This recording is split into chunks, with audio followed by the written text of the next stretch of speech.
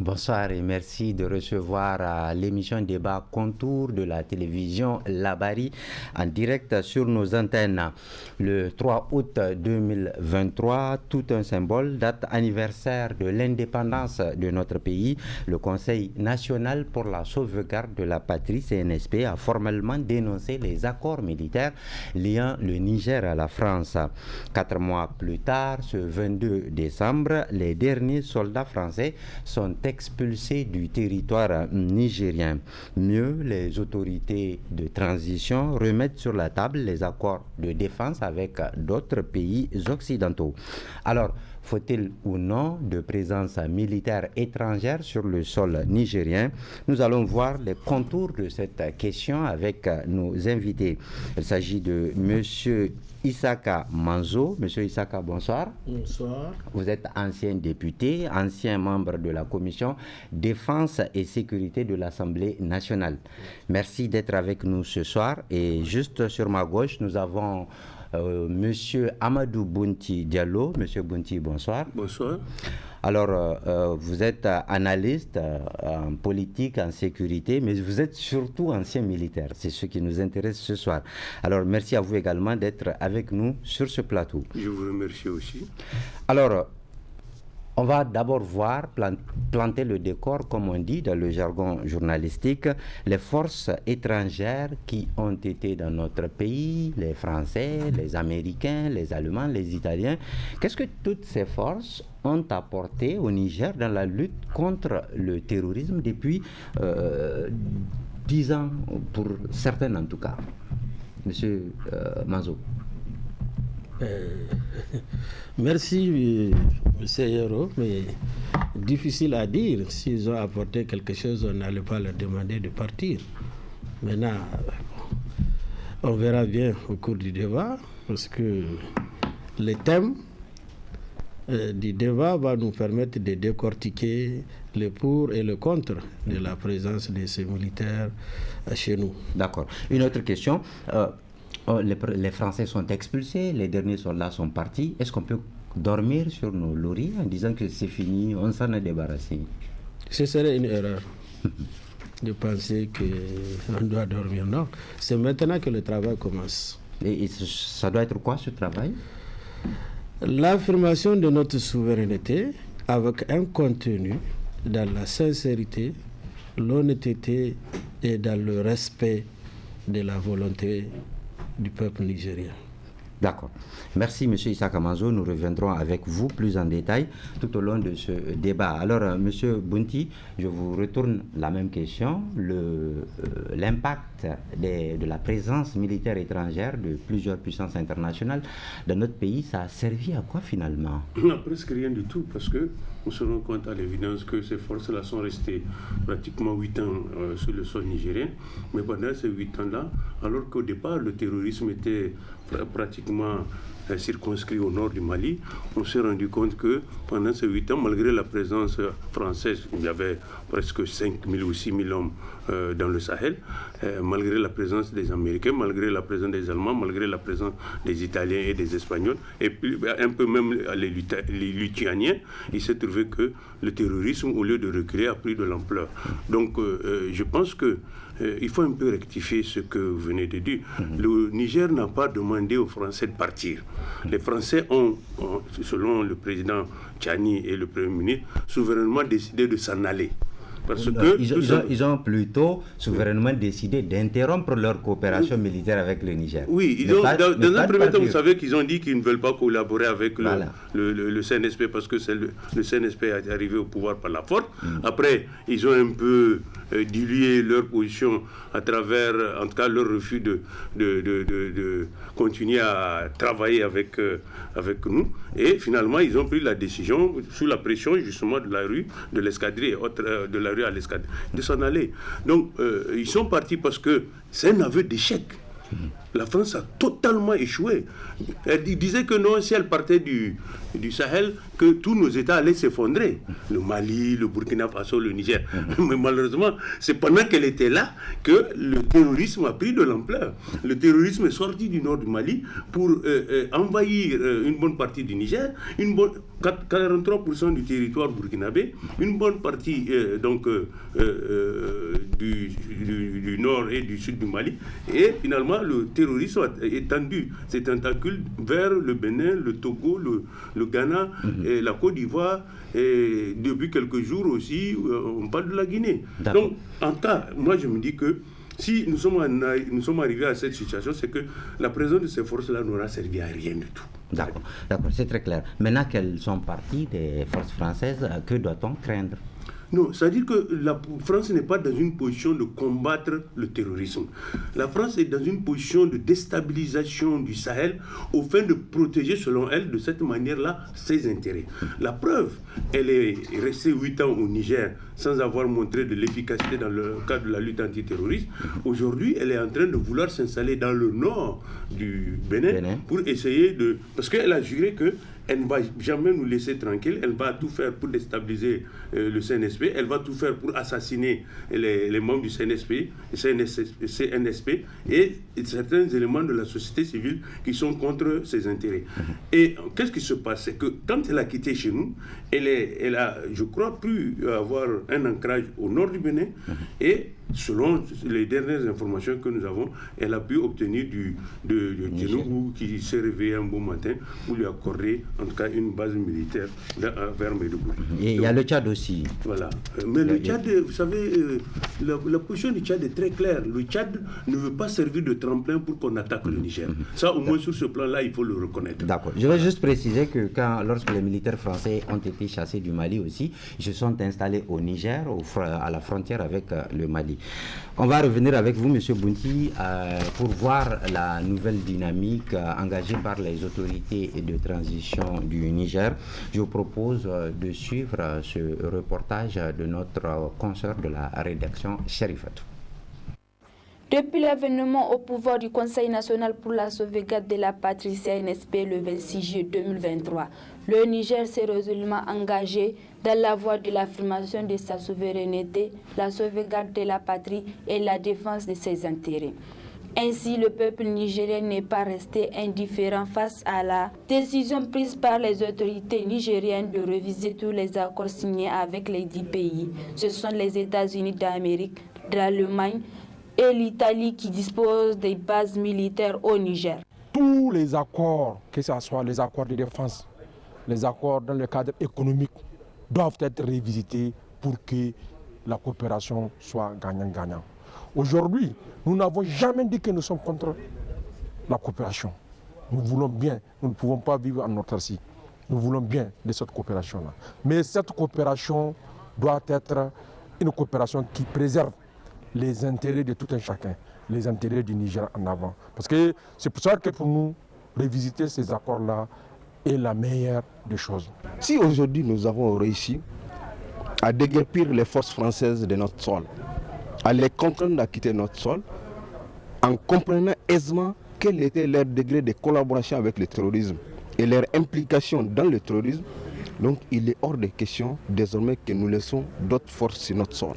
Nécessairement, il faudrait que, à partir de cet instant, toutes les forces étrangères qui sont sur notre sol, que quand même il y ait des textes qui justifient leur présence sur notre sol, qu'encore que leur présence aussi prouve également que c'est utile. Certains demandent à ce que ces militaires soient expulsés du territoire nigérien. Et la coopération militaire aussi, c'est stratégique. Donc c'est au pays souverain de savoir avec qui il faut coopérer et comment. Et si les autorités pensent aujourd'hui qu'il y a des troupes internationales qui peuvent rester sur le sol nigérien et que les accords doivent être révisés pour être encadrés et qu'ils payent ce qu'ils doivent payer à l'État et au peuple nigérien. Nous n'avons pas besoin de soldats au sol. Et nous n'aurons pas besoin de soldats au sol. Parce que c'est une mission régalienne de notre armée, la défense de notre intégrité, la sécurisation des biens et des personnes sur notre territoire. C'est une mission régalienne de notre armée. Nous savons que nous avons de braves soldats. Nos forces de défense et de sécurité sont courageux. Ils ont besoin juste de la formation, des renseignements, la technologie et la logistique nécessaire. Conformément à leurs engagements et pour se démarquer de l'ancien régime ainsi que la polémique des dernières années sur la présence des bases étrangères au Niger, les nouvelles autorités militaires ont annoncé que désormais le stationnement des troupes étrangères sur le sol nigérien sera strictement encadré par les textes et soumis à des nouvelles conditionnalités. Voilà, M. Issa Kamazo, faut-il ou non une présence militaire étrangère au Niger? Merci beaucoup, Yaro. Faut-il ou non une présence militaire au Niger? Moi, j'ai bien envie de changer le contenu. Faut-il ou non une coopération militaire au Niger?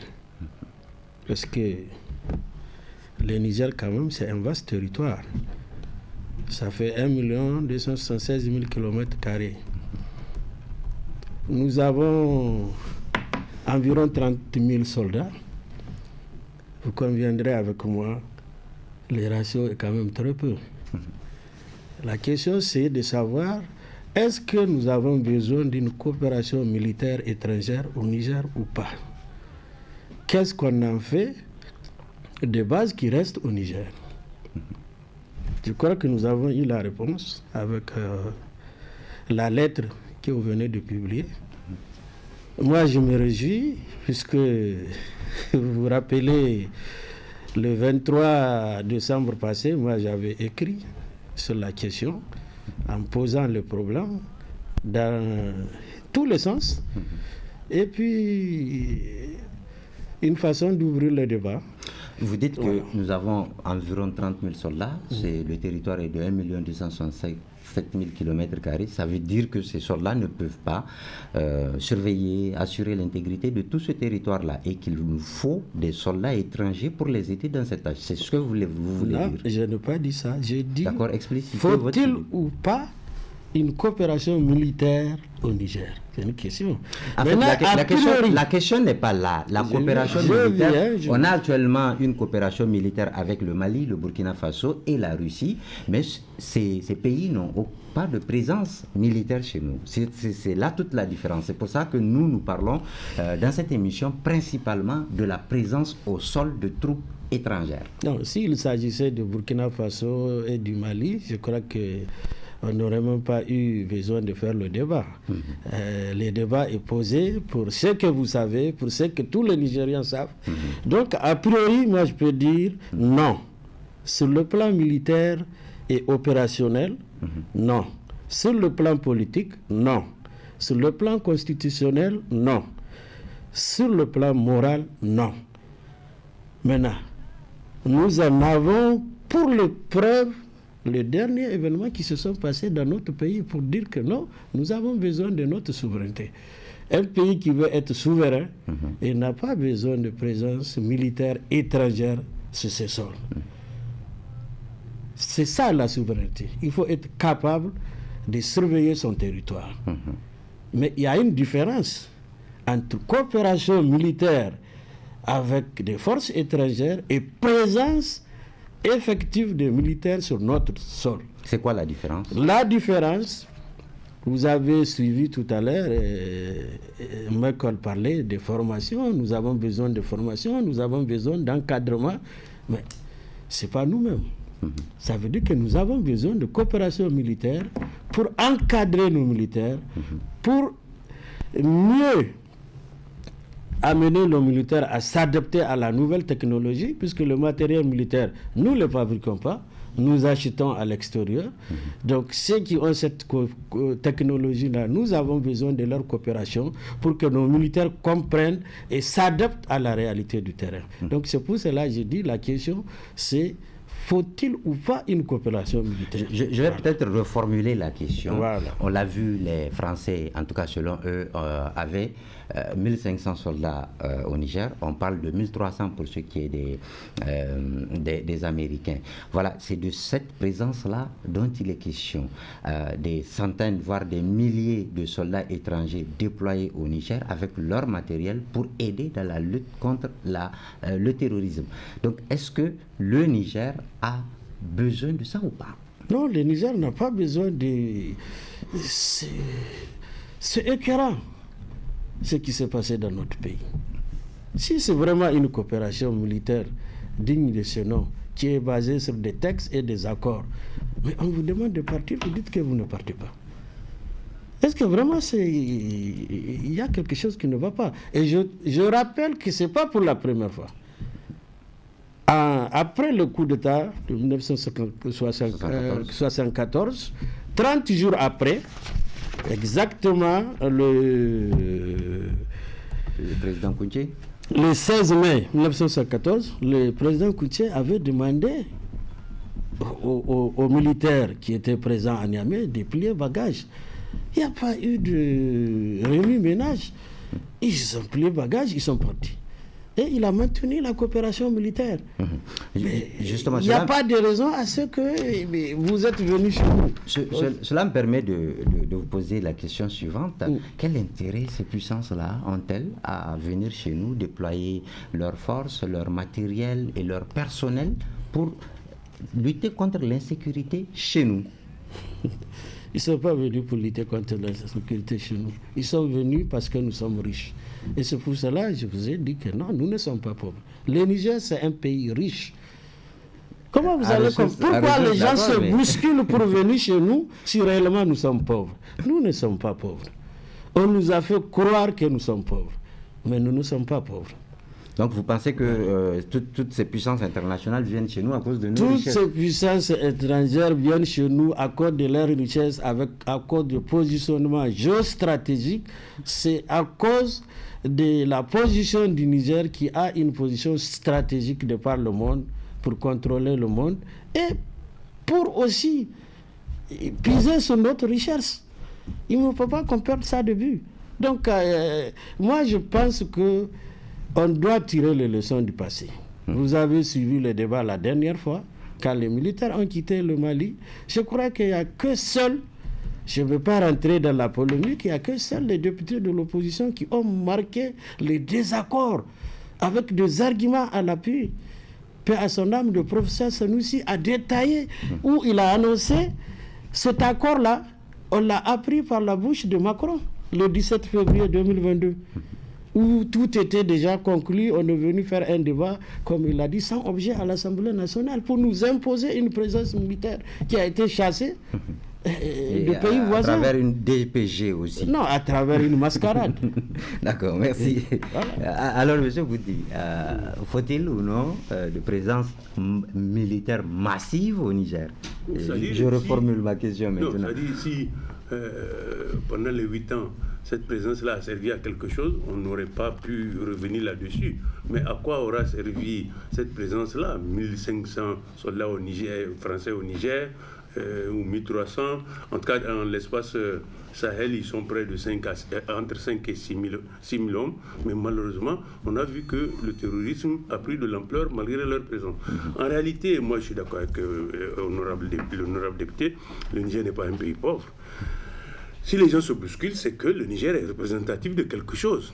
D'abord, ils disent que nous sommes un voisin immédiat de l'Europe. Ils veulent que nous contribuions à contrer l'immigration, le flux migratoire à destination. On se rend compte aussi que le Niger est un réservoir immense d'eau douce, en tout cas souterraine, qui peut servir pendant des siècles et des siècles, alors que de l'autre côté, les pays européens manquent de... On sait que l'uranium y est pour quelque chose, même si l'ancien président Bazoum nous a dit que notre uranium ne vaut rien et qu'on nous le paye par charité. Et on sait aussi qu'il y a un certain nombre de minéraux dans le sous-sol nigérien qui sont des minéraux stratégiques. Qui ne sont pas encore exploités. Vous regardez, moi j'ai eu la chance de servir dans différentes compagnies. Et je crois que c'est nous qui avons ouvert la compagnie de Maradi en 1985. En 1985, c'est les États-Unis qui ont financé intégralement Maradi. Le Niger n'a pas mis un seul sou. Il y a eu même des histoires... La compagnie. Compagnie. Et donc, il y a eu même des histoires de détournement, tout ça. Là, on était tous appelés à être formés aux États-Unis, voilà.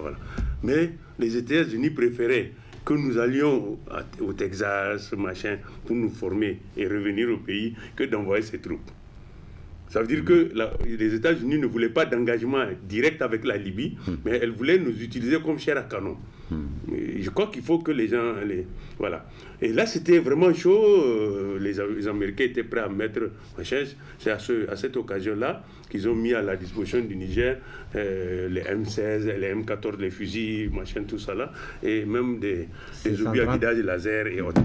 Donc, voilà comment les gens... Mais maintenant, on est surpris que 30 ans après ou 25 ans après, ou 35, que les mêmes États-Unis maintenant exigent d'avoir une base où leurs soldats vont évoluer sans contrôle. De façon indépendante. Oui, en totale indépendance et sans contrôle de la part de nos autorités sur ce qu'ils font.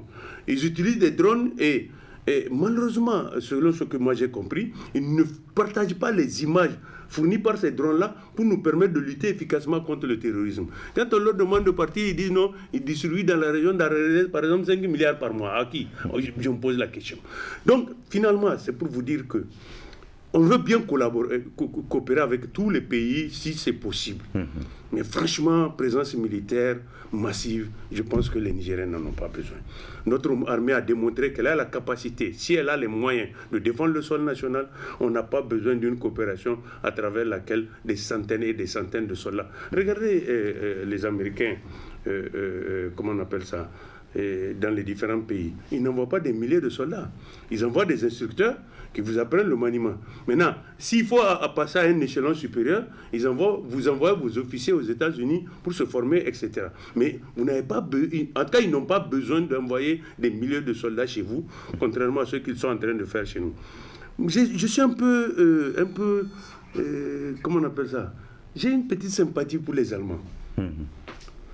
Vous avez vu, hier, la ministre des Affaires et de la Défense allemande est allée au Mali dire qu'elle ne voudrait pas que le Mali collabore avec... Le Mali a dit non, nous on ne collabore pas avec un groupe privé de sécurité, c'est d'État.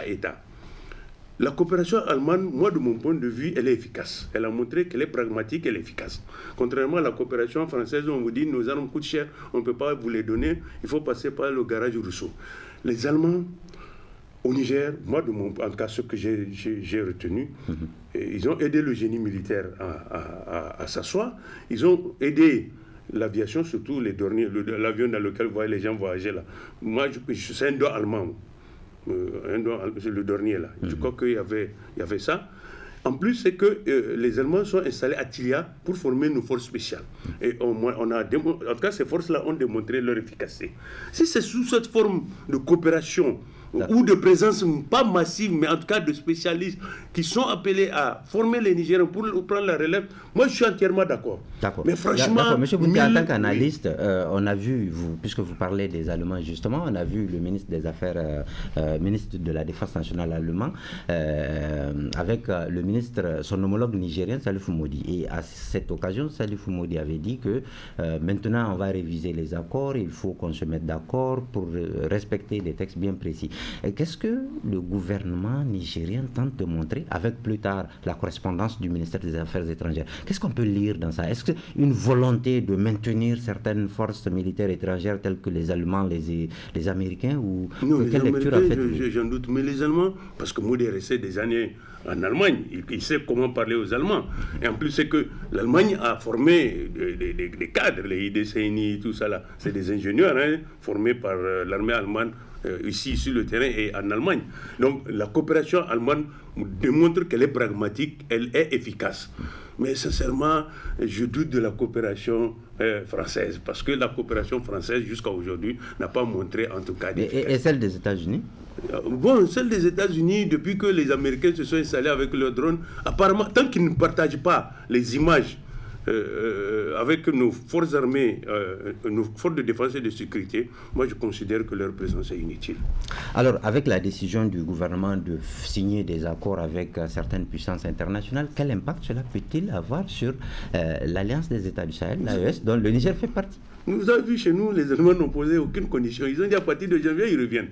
Et ça veut dire que, quelque part, ils ont compris qu'ils ne doivent pas jouer le même jeu joué par les Français. D'abord, moi je vous demande, en tout cas en dehors, que ce soit dans le domaine militaire ou civil, de montrer un seul projet que les Français ont fait aboutir chez nous en 63 ans. Le seul projet qui devrait aboutir, c'est l'histoire de Gourubanda là. Entre-temps, il y a eu l'embargo, les batteries ont été bloquées. Montrez-moi un seul projet.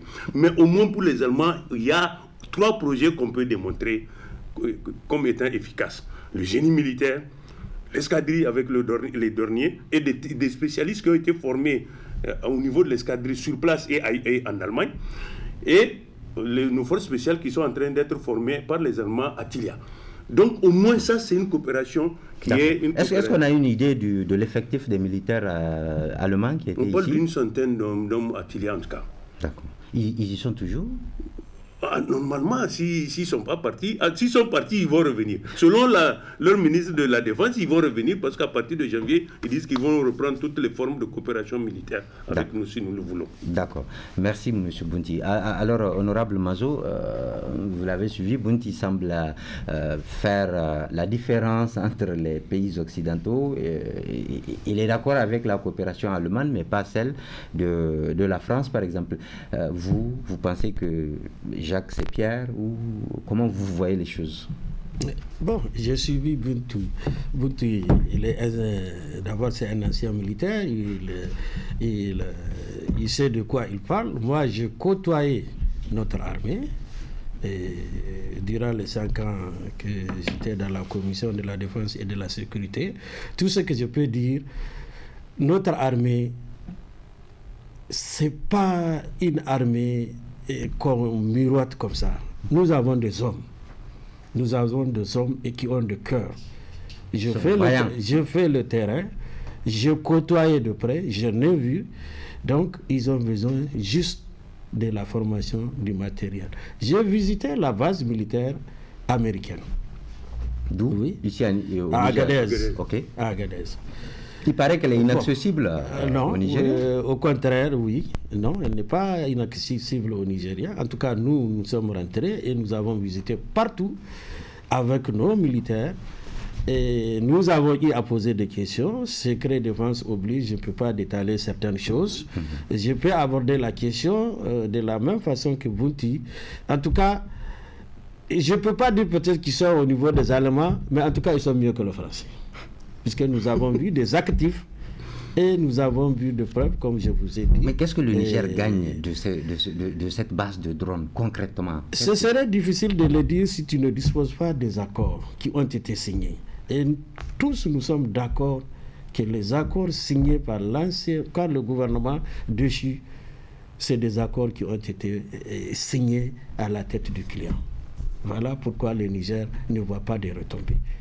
Une base militaire dans un pays, si elle est négociée, je ne suis pas en train de dire de maintenir une base chez nous. Si elle est bien négociée, si les accords sont bien discutés, si les textes ont passé à l'Assemblée nationale pour être discutés, pour préserver l'intérêt du pays, ben, ça ne peut pas être une mauvaise chose. Mais si les militaires qui arrivent, ceux qui devraient venir au pays et rentrer dans d'autres poches, il va sans dire que le pays ne verra rien du tout. Donc c'est pour cette raison que les Nigériens, y compris moi, y compris vous qui êtes là avec moi, nous ne voulons plus de bases militaires telles qu'on en a vu. D'accord. Les militaires qui sont dans les hôtels de Niamey, non. Si on doit avoir des militaires chez nous, il faut que l'armée soit impliquée. C'est à l'armée d'abord de faire la demande, si elle en a besoin. Si elle fait la demande, elle sait pourquoi et où ces militaires-là doivent être installés, même si c'est une centaine. D'accord. on n'a pas besoin de militaires étrangers à Niamey. Pour faire quoi? Bunti disait tout à l'heure que les Américains ne partagent pas les informations, les images avec nos militaires. Vous qui êtes allés dans leur camp, est-ce que vous avez eu à évoquer ce problème avec eux? Non, je ne voulais pas contredire mon grand frère, mais pour cela, je te dis, pour raison de secret, je suis quand même un ancien député, je peux accéder à certaines choses, je ne peux pas dévoiler certaines sur le... Oui, mais vous pouvez au moins nous dire s'ils partageaient ou non les informations. En tout cas, pour le peu que je sais, ils partagent les informations avec nos militaires. Pour le peu que je sais. Mais je ne veux pas m'avancer trop. Donc, si, comme l'a dit Bunti, si les Allemands ont formé une partie au niveau de la base allemande dans notre pays, il faut reconnaître que les Américains en ont formé beaucoup au niveau de Wallam. Les forces spéciales. Voilà, les forces spéciales. Donc l'actuel chef d'état-major est quand même issu de cette force-là. Il y a du concret. Donc de ce côté-là, vous avez entendu, il vous parlait de la coopération française, il n'a rien vu, mais on n'a rien vu du côté des Français. On n'a pas parlé des Américains. Voilà. On ne peut pas dire qu'ils ont égalé les Allemands, mais c'est mieux que le Français. Ils ont fait de leur mieux. Voilà. D'accord. On va revenir avec vous tous en studio, le temps, parce que c'est ça aussi l'émission Contour de la télévision Labari. Nous donnons la parole à la diaspora, qui a aussi son mot à dire dans la vie de notre jeune nation. Alors, Contour vous présente le mot de la diaspora. C'est un débat que nous avons réalisé avec quelques concitoyens vivant à l'étranger. Contour, l'émission débat de la télévision Labari. Ce soir, comme vous le savez déjà, nous sommes en train de parler de la présence militaire étrangère dans notre pays. Et pour donner la parole à la diaspora, comme nous avons l'habitude de le faire, nous avons quelques compatriotes en ligne. Monsieur Moussa Abdou, bonsoir. Bonsoir. Alors vous, en tant que Nigérien, ces derniers jours, on parle en tout cas, les derniers soldats français ont quitté notre sol, mais on parle de plus en plus du départ de toutes les autres forces étrangères dans notre pays. Et le gouvernement a sorti un communiqué ou en tout cas une correspondance adressée aux chancelleries pour leur dire que désormais, la présence militaire au Niger obéira à certaines règles, notamment des textes qui seront édités. Alors vous, comment entrevoyez-vous ces choses? Quelle est votre opinion sur le sujet? Merci, M. Yoro, de m'avoir donné la parole, mais je dis que je ne suis pas de la diaspora, je suis à Niamey pour le moment. Et pour répondre à votre question, j'allais dire que je suis d'avis avec le gouvernement, et je suis d'ailleurs beaucoup plus sur la question du départ des forces étrangères sur notre territoire. Parce que, d'abord, il faut se dire que la présence de ces forces n'a pas été autorisée par la manière dont elle devrait se faire. Aujourd'hui, la question, c'est est-ce qu'il faut garder des forces militaires étrangères chez nous ou pas? Aucune force. Moi, la réponse, votre raisonnement. Toute force occidentale, hein, toute force occidentale. Je suis remonté contre la présence de toutes les forces étrangères occidentales. Aujourd'hui, qui me dit que un Français est différent d'un Allemand, d'un Américain, d'un Italien? Ils sont tous pareils. Yankee égale Yaoudou, c'est pareil. Donc, toutes ces forces-là doivent partir. Donc, vous n'êtes pas d'accord avec le gouvernement qui aujourd'hui dit à ces pays qu'ils ne pourront plus avoir une présence militaire chez nous sans signer des accords. Donc, révision des accords. En fait, Monsieur Yero, ce qu'il faut comprendre du communiqué du gouvernement, c'est un communiqué diplomatique. Vous comprenez? C'est un communiqué diplomatique. C'est pour dire que, clairement, et de manière polie, je ne veux aucune force chez moi. C'est pourquoi on subordonne la présence désormais d'une force étrangère à un accord avec le gouvernement nigérien. Merci, M. Boussabdou. Restez avec nous. On va revenir avec vous dans quelques instants. Nous avons en ligne depuis Greensboro, aux États-Unis d'Amérique, M. Mohamed Abdelbaki. M. Mohamed, bonsoir. Oui, bonsoir, monsieur Yaro. Alors, monsieur Moussa Abdou dit qu'on n'a pas besoin de forces militaires étrangères chez nous parce que français est égal à américain, allemand. Je voudrais tout simplement dire que la présence militaire n'est pas un mal en soi. Vous savez que le Niger a 1 200 000 km². Et nous sommes dans une logique aujourd'hui d'attaque terroriste. Nous avons besoin vraiment de partenaires, plutôt d'un partenariat à travers lequel nous pouvons avoir accès à certains outils technologiques de pointe pour pouvoir surveiller notre territoire en permanence. Au nombre desquels je peux énumérer la surveillance satellitaire, aussi le déploiement de certains drones IONF pour que nous puissions avoir l'œil sur le trafic des personnes et des biens autour de nos frontières. C'est très important. Monsieur Badji, depuis 10 ans, nous avons la présence des Américains, des Français qui ont tout ce matériel. Ils ont des satellites, ils ont des drones, mais finalement, ça n'a pas servi à grand-chose dans la lutte contre le terrorisme. Oui, c'est parce que les contrats n'ont pas été favorablement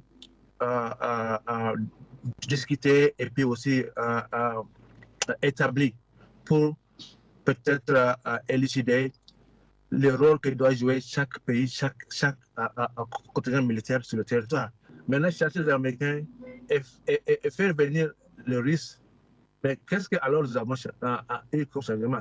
Comme dit la Hausa, assez béni, souvent, voilà. Monsieur Moussa Abdou, une réaction? Oui, je voudrais vraiment réagir sur ce qu'il dit. Et une question de contrat, il parle de contrat entre les contrats. Rassurez-vous, monsieur, un occidental ne peut pas venir mourir pour vous, chez vous. Ce n'est pas possible. Rappelez-vous, lors de l'attaque au cours de laquelle les 4 Américains ont été tués, l'embuscade dans Tongo. Et vous avez vu ce que les États-Unis ont déployé comme enquêteurs et tout ça là pour élucider ça. Ça fait combien de millions de dollars? Nous, ça pourrait nous donner des drones, ça pourrait nous donner beaucoup d'armements pour pouvoir faire la lutte contre le terrorisme. Et les Français, vous avez entendu, ils ont dit qu'on ne vient pas faire la guerre à votre place. En faisant partir toutes les forces étrangères, est-ce qu'il n'y a pas un risque que le pays s'effondre dans l'insécurité? Non, le pays ne peut pas s'effondrer. S'effondrer plutôt dans l'insécurité, parce que vous avez vu, depuis que les Français ne donnaient plus les renseignements aux bandits, ils sont traqués, ils sont neutralisés. Donc, ça, c'est les médias occidentaux, les médias mainstream qui font ce genre de propagande pour dire que le Niger est en train de rentrer dans le chaos. Ça, c'est français, ça. Et vous conviendrez avec moi, vous écoutez tous les jours les informations. Ils sont tous en train de se chercher. Parce que les bandits ne peuvent pas survivre sans l'équipement, les motos, les armes, et tout ça là. Les drones, les Français, ils ne peuvent pas. Nous ne sommes pas là au Niger pour demander aux Américains ou bien aux Français de venir faire la guerre à notre place. La logique, c'est que nous voudrons avoir un certain matériel de pointe et encore avoir aussi un certain nombre de ressources qui nous permettent vraiment de faire former, d'encadrer le personnel militaire et de mettre à leur disposition un certain nombre d'outils pour qu'ils puissent protéger l'intégrité de notre territoire. Les Américains sont là. Les Américains sont là. Oui. Quand l'avion français avait violé l'espace nigérien pour venir atterrir à Niamey à 6 heures avec des mercenaires. Les Américains ont leur base de drones, ils ont leurs satellites, ils ont tout. À qui ils ont dit non? Mais c'est du Mali que nous avons été renseignés. Mais alors, vous allez me dire que les Américains vont nous donner que l'Américain, une autre dégagé, oui. Oui, monsieur Abdelbaki, on sait la sécurité, ça coûte beaucoup. Selon vous, pourquoi les Américains accepteraient de déployer des drones, de mettre leurs satellites à notre disposition pour surveiller nos pays quand ce n'est pas la vie de leurs ressortissants et quand on sait aussi que c'est l'argent de leurs contribuables? Qu'est-ce qu'ils gagnent comme intérêt de ça? Bon, chaque pays a ce qu'on appelle la politique extérieure, ce qu'on appelle here Foreign Relations Committees. Donc, c'est à travers la formulation de la politique extérieure que ces pays-là orientent vraiment les ressources pour voir ce qui peut être vraiment bénéficiaire vraiment à leur pays. Parce qu'aujourd'hui... c'est ça qu'on veut connaître. Qu'est-ce qui peut bénéficier à leur pays en luttant contre l'insécurité chez nous? Bon, en luttant contre l'insécurité, par exemple, au Niger, qui dispose de 13 de grands minéraux qui se trouvent dans le sous-sol, en luttant contre l'insécurité, les États-Unis peuvent à leur tour s'en procurer ces ressources-là afin de pouvoir faire approvisionner l'industrie américaine et les faire fonctionner. Et voilà. Et empêcher également peut-être aux Chinois et aux Russes d'avoir vraiment leur main sur ces minéraux et vraiment créer une entorse industrielle aux Américains. Et donc là, il y a une certaine souveraineté, quand même une atteinte à la souveraineté du Niger, qui doit quand même avoir la possibilité de vendre ses matières premières à qui il veut. Bon, à qui il voudra, mais il faudrait aussi que nous ayons aussi la paix, la tranquillité et la stabilité. Et comment vraiment avoir la paix, la stabilité là-bas au Niger, sans avoir vraiment un partenariat militaire avec un pays qui dispose vraiment d'une certaine technologie de pointe afin de faire vraiment dissuader les terroristes de faire des attaques sur la population. Monsieur Abdelbaki, on va revenir avec vous, le temps de donner la parole à monsieur Amadou Oumarou, le Nigérien compatriote qui est en Égypte, qui vient de nous rejoindre. Alors, monsieur Diapenda, parce que c'est ça votre surnom, on parle du départ de toutes les forces étrangères de notre pays et certains disent que non, on peut garder les plus gentils et faire partir les mauvais comme les Français qui sont déjà expulsés. Quelle est votre analyse par rapport au sujet? Le problème, ce n'est pas avoir le partenariat chassé ou ne pas chassé. C'est-à-dire, dès au départ, lorsqu'on fait les accords militaires entre les pays, la France a toujours imposé et proposé. C'est la France qui envoie. Tout cela, c'est des contrats, c'est des clauses qui bénéficient notre partenaire de l'autre côté. Et ils ignorent, nos intérêts. Et nos États acceptent, tout simplement parce que les gens veulent rester au pouvoir, dire que c'est eux qui gouvernent. Aujourd'hui, vous ne pouvez pas venir laisser votre famille et dire à votre voisin de s'occuper de votre famille. C'est impossible, même que vous êtes des frères. En plus forte raison, si on parle des affaires et des accords militaires, il faut que les gens comprennent, nous n'avons plus besoin qu'on vienne nous aider. Parce qu'un François, un Michel, un Francis, un, je ne sais pas, Bernard, ne peut pas venir défendre les intérêts d'un Omar Amadou Issoufou et d'un Ibrahim Yero au Niger. C'est impossible. Et nous devons exploiter nos ressources, les mettre à la disposition de notre armée pour que cette armée soit habillée. Chaque militaire nigérien doit aujourd'hui porter quelque chose de 55 millions d'arsenal de guerre sur lui. Comme ça, on va les appeler des militaires du Sahel. Mais il faut qu'on arrête de croire que c'est en croisant les bras et donner notre or et aller dormir, quelqu'un va venir nous surveiller. Non. Pour vous résumer, M. Omar, selon vous, on n'a pas besoin de présence militaire étrangère au Niger? Mais si on a une présence militaire au Niger, c'est qu'on a dit, on a accepté l'esclavagisme. Comment accepter la présence militaire? C'est impossible. C'est à nous de faire notre demande. Si ça nous convient de travailler avec qui on veut, même si on veut travailler avec la Somalie, c'est notre responsabilité de nous engager. On ne veut plus personne chez nous. On veut nous-mêmes, Nigériens, défendre Nigériens, c'est tout. C'est ce que nous voulons. Voilà, donc pour ce qui est du débat que nous avons fait avec la diaspora nigérienne sur le thème d'aujourd'hui, faut-il ou non une présence militaire étrangère au Niger? Alors, docteur Bounti Diallo, il dit, le dernier intervenant, en tout cas, il dit que accepter des forces étrangères sur notre sol, c'est de l'esclavagisme. Est-ce que ce n'est pas un peu exagéré quand même?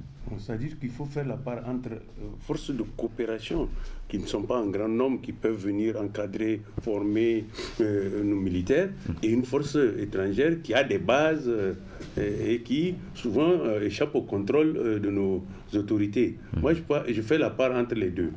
La coopération militaire, elle est nécessaire parce que le matériel militaire évolue. Il faut bien que nos armées s'adaptent. Vous voyez, aujourd'hui, on n'est plus au stade où les gens s'affrontent avec des technicoles. C'est des drones qui sont utilisés aujourd'hui au Burkina, au Mali et ici pour traquer les terroristes. Donc, pour maîtriser ce matériel-là, il faut quand même que nous ayons une coopération. Mais maintenant, de là accepter que des gens viennent au nom de la lutte antiterroriste s'installer par milliers chez nous, c'est totalement différent. Moi, je me dis que la coopération, on peut coopérer avec n'importe quel pays. L'essentiel, c'est que les soldats, les militaires qui vont venir nous épauler, encadrent nos militaires, leur apprennent comment manipuler les nouvelles armes, etc. Mais ce dont nous ne voulons plus, et je suis persuadé que tous les Nigériens sont d'accord avec moi, c'est une présence militaire massive à travers des bases aériennes, des bases terrestres, etc. Justement, on a 1300 soldats américains sur notre sol, donc ils doivent partir. Normalement, il faut uniquement des soldats qui sont là pour protéger les drones et pour les manipuler. Mais on n'a pas besoin de 1200 soldats pour manipuler quelques drones. Je crois qu'ils n'ont pas plus de 6 drones chez nous. Je pense que ça là, franchement, 1000 et quelques, c'est exagéré. En réalité, moi, ce que j'ai compris, c'est que le Niger sert de tremplin aux Américains pour traquer le terrorisme, non pas seulement au Niger, mais à travers l'Afrique. Parce que quand vous voyez leurs frappes, ce n'est pas seulement sur le sol nigérien. Ils arrivent à identifier des chefs terroristes, souvent à partir de chez nous, en Somalie, ou machin, et puis ils les détruisent. Donc, il n'est pas nécessairement dit que leur présence soit liée à nos intérêts en nous. Moi, je me dis qu'ils peuvent tout au moins apprendre le maniement de ces drones-là à nos forces armées, les encadrer comme ils l'ont fait. Moi, j'étais à Maradi. En Maradi, ils ne sont pas venus en masse, je suis désolé. Ils étaient peu nombreux, mais ils sont venus, ils nous ont appris comment manier les M14, les M16, les M18, etc. Ils nous ont montré comment même les spécialistes de la santé, tout ça là, ils les ont envoyés pour montrer, parce qu'ils nous ont fourni du matériel médical, tout ça. Mais une présence massive, en tout cas, moi, je pense que c'est pas totalement... En tout cas, certains Nigériens sont inquiets. Ils s'inquiètent d'une recolonisation des puissances internationales de nos pays, des pays faibles. Est-ce que vous trouvez légitime cette inquiétude? Vous savez, les premiers à voir... en fait, je pense que le Niger est tombé dans un cercle mafieux. Il faut que les choses soient assez claires. Lorsque Issoufou est arrivé au pouvoir, le Niger avait acheté du matériel auprès des Ukrainiens. Et donc, il y a des spécialistes ukrainiens qui étaient là. Je crois que jusqu'à tout récemment, il y a eu même un qui est décédé dans un crash d'hélicoptère. Maintenant, qu'est-ce qui se passe? Ce que le Niger ne sait pas, c'est que la vente d'armes est un milieu, en tout cas le milieu de l'armée est un milieu très, très, très restreint. Très peu d'opérateurs interviennent, et dès que vous n'êtes pas du milieu, tout de suite ça se sait. Et les premiers à avoir dénoncé justement le fait que le Niger aille acheter de la camelote sur le marché mondial de l'armement, c'était les Israéliens, si vous vous rappelez. Parce que dans leur... c'est pas un secret que je dévoile, Israël a considéré en 2011 que les premières attaques qui ont cours au Niger mettait en danger la sécurité nigérienne. C'était à Agadez? Oui, le chef d'état-major de l'époque, Grant, qui est aujourd'hui ministre, il a dit, au lieu d'envoyer par exemple l'armement que nous avons en rebut, il vaut mieux donner cet armement-là, le reconditionner et le donner sous forme gratuite à un certain nombre de pays, dont le Niger, le Niger et le Sri Lanka. Il a dit, de cette manière, même si nous n'avons pas de relations diplomatiques directes avec ces pays, ça va améliorer la vision que ces pays-là ont. Or, le régime qui venait d'arriver était déjà dans une logique de mafia où il fallait acheter de la camelote pour essayer d'amadouer les militaires, etc. Voilà comment l'opération avec les Israéliens va échouer. Mais vous avez vu que les Sri Lankais, eux, ils ont accepté. Et en acceptant ce matériel-là, ils ont mis fin à la rébellion, à la révolte, ou à la rébellion, en tout cas, des Tigres tamouls, si vous vous rappelez. Le Niger n'a pas accepté parce qu'il n'y avait pas de ristourne là-dedans. Voilà, moi je pense que c'est ça le fond du problème. Ok, c'est pas un secret que je dévoile, s'ils veulent on peut aller devant les tribunaux. Maintenant, quand les Israéliens se sont rendus compte de cela, ils ont commencé à dévoiler que, en réalité, le Niger est en train d'acheter de la camelote en Ukraine et dans certains pays d'Europe de l'Est. À travers des intermédiaires. À travers des intermédiaires, et que ce matériel-là n'était pas efficace. Voilà comment nous allons savoir que, véritablement, voilà ce que les gens faisaient. Maintenant, nous n'avons pas accepté, parce que les gens ont évoqué la cause palestinienne, tout ça là. Je pense que nous ne pouvons pas être plus royalistes que le roi. L'Égypte est le pays le plus africain, le plus concerné par le conflit israélo-arabe. Mais, on va aller rapidement, monsieur. Oui, j'arrive. Moi, je pense qu'il faut éclairer les gens. Parce que il faut savoir, il faut que les gens sachent ce qui s'est passé. C'est parce que les gens ont refusé cette aide-là qu'ils se sont lancés dans la mafia, où vous avez vu le scandale du ministère de la Défense nationale. S'ils veulent, on peut aller devant les tribunaux, les documents sont là. Voilà. Donc maintenant, sous cette forme, ça n'a pas marché. Ce qui intéressait, ceux qui venaient d'arriver au pouvoir, c'était les marchés et les ristournes. Or, l'aide militaire israélienne n'était pas dans cette logique-là. Vous vous mettez dans cette ristourne-là, et ils vous arrêtent.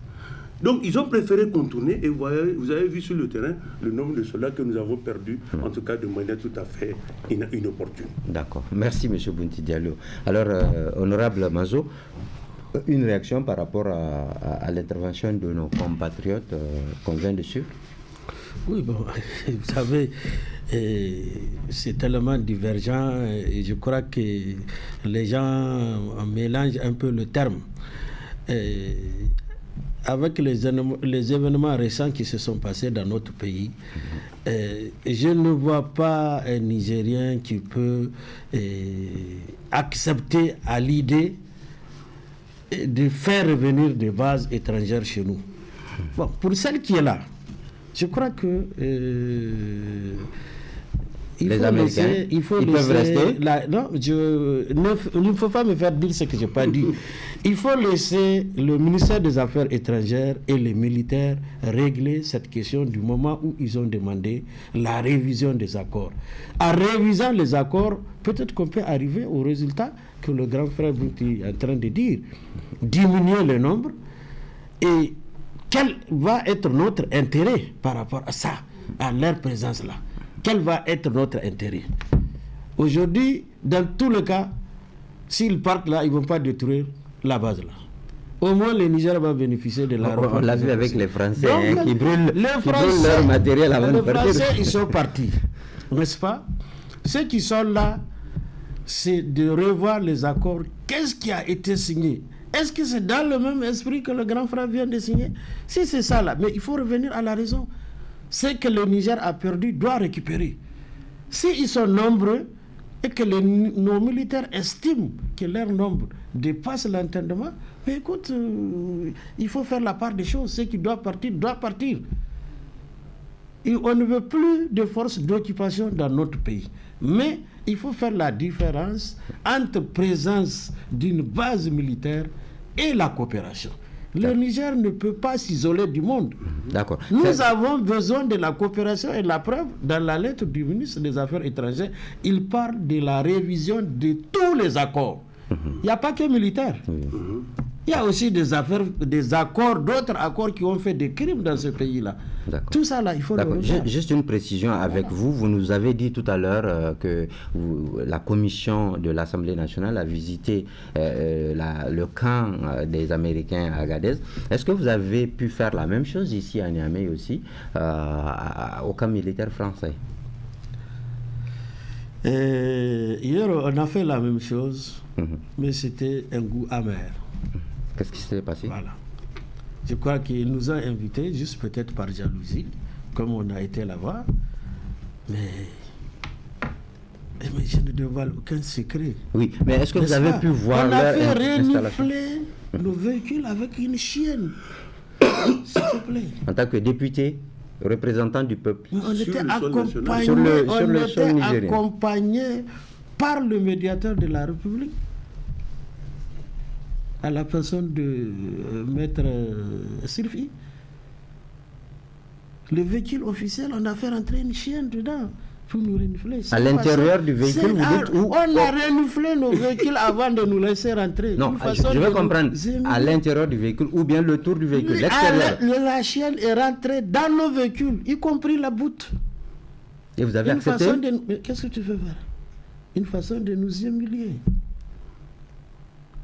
Et c'est tout à fait le contraire de l'autre côté.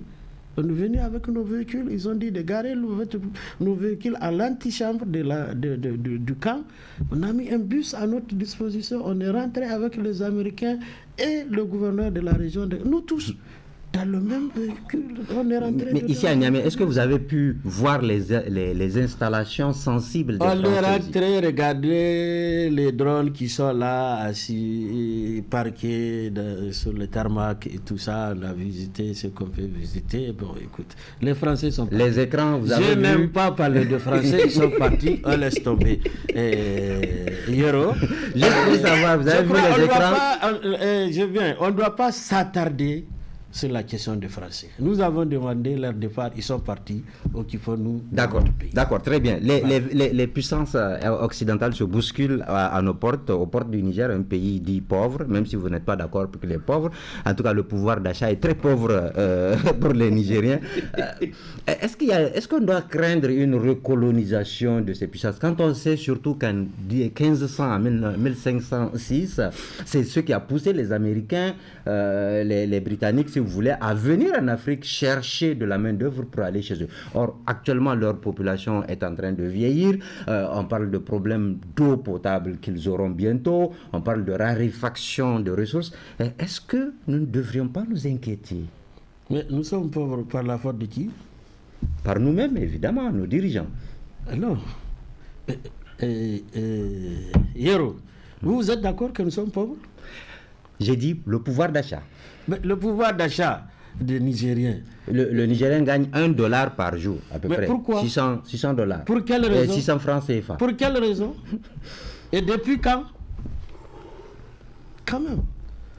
Toute cette situation, tout le monde sait comment et dans quelle période nous sommes retrouvés dans cette situation.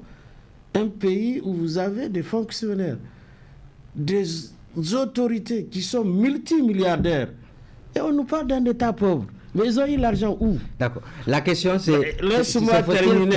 Une recolonisation, s'il vous plaît? Le temps est contre nous, c'est bientôt fini. Si nous acceptons de fermer les yeux sur ce qui s'est passé, en pardonnant pour pardonner, moi je pense qu'on risque de rater. Là, vous parlez des autres Nigériens. Hein? Oui. Pardonner aux autres Nigériens. Oui, mais on doit pardonner quand c'est pardonnable. Il faut redresser la barre. Nous avons demandé, on a parlé de la refondation. La refondation doit avoir un contenu.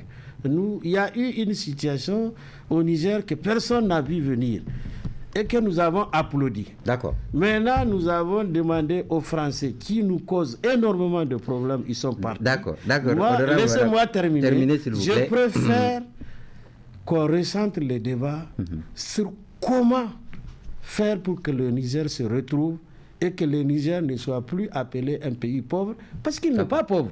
D'accord. L'ancien président qui nous a mis dans cette situation, mais lui-même, il a dit, le Niger n'est pas pauvre, il est mal gouverné. Vous parlez d'Issouf Mahamadou. Mal géré. Oui. D'accord. Donc, pour terminer, ces pays-là, je crois que les autorités qui sont là, jusqu'à preuve du contraire, en tout cas pour ce qui est de ma part, je crois qu'on peut leur accorder le bénéfice de doute. Les 4 ou 3 sorties qu'il a eu à faire, le président du CNSP, le général Tchani, a toujours dit aux Nigériens, priez pour moi pour que je ne me penche pas du mauvais côté. Priez pour moi pour qu'ensemble nous sauvons ce pays-là. Priez pour moi pour que je ne ferme pas les yeux sur l'injustice. Donc, jusqu'à ce que effectivement la transition démarre, moi je crois qu'on ne doit pas faire de jugement. Et si la transition démarre, il faut que les Nigériens se regardent, se parlent honnêtement et qu'on se dise la vérité. Plus jamais ce qui s'est passé derrière nous. Et qu'on demande des comptes. On a compris. Oui, bien sûr. On a compris. Merci. Merci Issa Kamazo. Je rappelle que vous êtes ancien député, ancien c'est la membre. conclusion. Bon. En tout cas, le temps est contre nous. J'aimerais juste lire quelques interventions de nos téléspectateurs qui ont voulu intervenir à travers des messages WhatsApp envoyés. J'ai sous les yeux celui de Aboubakar Aminou. Il dit, et je cite, pour contribution, les Nigériens ne veulent plus de bases militaires étrangères sur leur sol. Des militaires géologues, cartographes, ingénieurs des mines, etc., qui sont venus lutter contre le terrorisme, ironise le téléspectateur. C'est vraiment rigolo, dit-il. On se fout trop de notre gueule. Ce sont ces mots. Nous voulons une coopération militaire, de transfert de technologie militaire, la présence épisodique de formateurs militaires étrangers au Niger. C'est de cette coopération militaire que nous voulons. Fin de citation. Un autre message, et le dernier, nous vient de Zeya Seydou, voilà, qui est à Maradi. Donc, il écrit ceci. Mon point de vue par rapport à cette thématique est vraiment d'actualité. Personnellement, écrit-il, on ne peut pas amener un étranger dans sa propre demeure et lui confier la gestion des affaires internes et s'attendre à un résultat positif. Il est peut-être complice pour qu'on te fasse du mal. Sincèrement, nous avons des hommes qui sont bien entraînés dans nos casernes et dès lors, ils assuraient la surveillance de notre chère patrie. L'État du Niger doit juste les équiper de manière qualitative et quantitative et ils donneront de leur mieux pour servir le pays. En un mot, écrit Zeya Seydou depuis Maradi, notre territoire n'a pas besoin de militaires étrangers. Protection divine à tous les Nigériens. Je vous remercie. Nous le remercions aussi pour son message. Monsieur Bounti, une conclusion en 1 minute. Non, mais qu'est-ce que je veux dire? C'est donc que pour moi, il ne doit plus y avoir de base militaire étrangère chez nous. Je crois que même les bases qui doivent être négociées, c'est en fonction de la position stratégique. Vous avez vu à Djibouti, c'est pas comme ça que les Français ont agi. C'est-à-dire que c'est des contrats qui sont signés en cas d'accident, voilà, il faut dédommager tout ça là. Ici, vous avez vu, en cas d'accident, on dit il faut même que ce soit le pays d'accueil qui dédommage, machin, tout ça là. Moi, je me dis que dans tous les cas avec les Français, il va être très très difficile que les gens, en cas de votre génération ou des générations subséquentes, acceptent le retour des Français. Les gens ont vu qu'ils ne sont pas efficaces dans le cadre de la lutte antiterroriste. Moi, j'aimerais que les gens sachent une chose. L'Afrique, le Niger, l'Afrique, ne peuvent pas s'industrialiser en se fondant uniquement sur l'exploitation des matières premières. Personne n'accepterait que l'Afrique se développe, s'industrialise. Il faut se désillusionner. Parce que si l'Afrique s'industrialise, ça veut dire que vous n'acceptez pas qu'on vienne prendre vos matières premières. Et en tout cas, on va fixer les prix.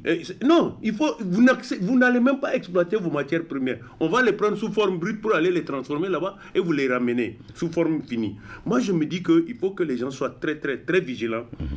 Parler d'industrialisation de l'Afrique, là, avec les Occidentaux ou même avec les Russes, c'est très compliqué. Il faudrait que les gens soient extrêmement vigilants et qu'ils sachent que, d'une manière ou d'une autre, personne ne nous veut du bien. C'est à nous de savoir ce que nous voulons faire de notre à nous Afrique. De nous débrouiller seuls. Si quelqu'un peut nous aider plus ou moins, mais penser que les autres vont venir industrialiser l'Afrique, c'est pas possible. Ce n'est pas possible. On a compris. Merci, Dr Bounti Diallo, vous êtes analyste. Juste un mot, honorable.